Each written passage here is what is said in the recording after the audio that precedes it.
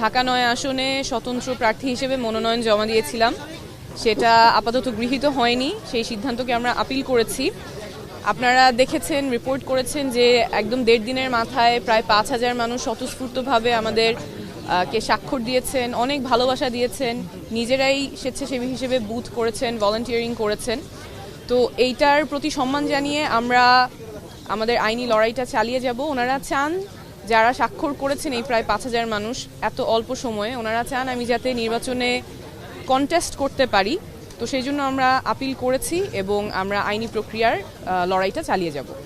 আর এই ব্যাপারে যে টেকনিক্যাল ডিটেলস, সেটা আমাদের আইনজীবী আরমান হোসেন উনি এখন ব্যাখ্যা করবেন।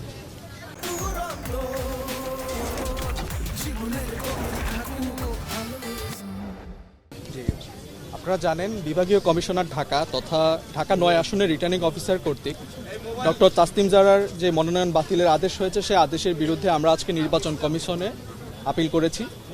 আমরা গণপ্রতিনিধিত্ব আদেশ ১৯৭২-এর অনুচ্ছেদ ১৪ দফা ৫ এবং নির্বাচন পরিচালনা বিধিমালা ২০০৮-এর বিধি ৫ অনুযায়ী আজকে এই আপিলটি দায়ের করেছি। আইনগতভাবে আমাদের এই আপিলে জয়ী হওয়ার শতভাগ সম্ভাবনা আছে। আমরা আইনগতভাবে আশা রাখতে পারি, আমাদের সে আত্মবিশ্বাস আছে যে এই আপিলে আমরা জয়ী হয়ে আসব এবং আমরা প্রত্যাশা রাখি যে আপিলে জয়ী হওয়ার মাধ্যমে ডক্টর তাসনিম জারা আবার পুনরায় জনগণের প্রার্থী হিসেবে ঢাকা ৯ আসনে নির্বাচনের প্রতিদ্বন্দ্বিতা করতে পারবেন। ঠিক আছে, থ্যাংক ইউ।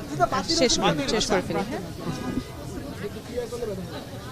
দেখুন, প্রার্থিতার বিষয়ে আপনার যেটা হচ্ছে যে নির্বাচন পরিচালনা বিধিমালা এবং সংশ্লিষ্ট আইন অনুযায়ী আপনার 1% ভোটারের যে লিস্টটা আমরা জমা দিয়েছি, সেখানে কিন্তু আমরা শতভাগ সঠিক আছি সেই লিস্টে।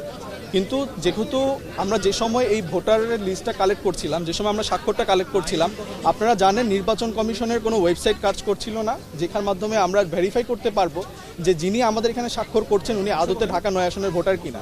আপনারা এর মধ্যে একটা ইনফরমেশন জানেন যে আমাদের যার স্বাক্ষর নিয়ে নির্বাচন কমিশন অথবা রিটার্নিং অফিসার কর্তৃক একটি প্রশ্ন ছিল, তিনি কিন্তু তার ভোটার আইডি কার্ডে তার ভোটার এলাকা হিসাবে ঢাকা 9 আসনেই কিন্তু তথ্য ছিল।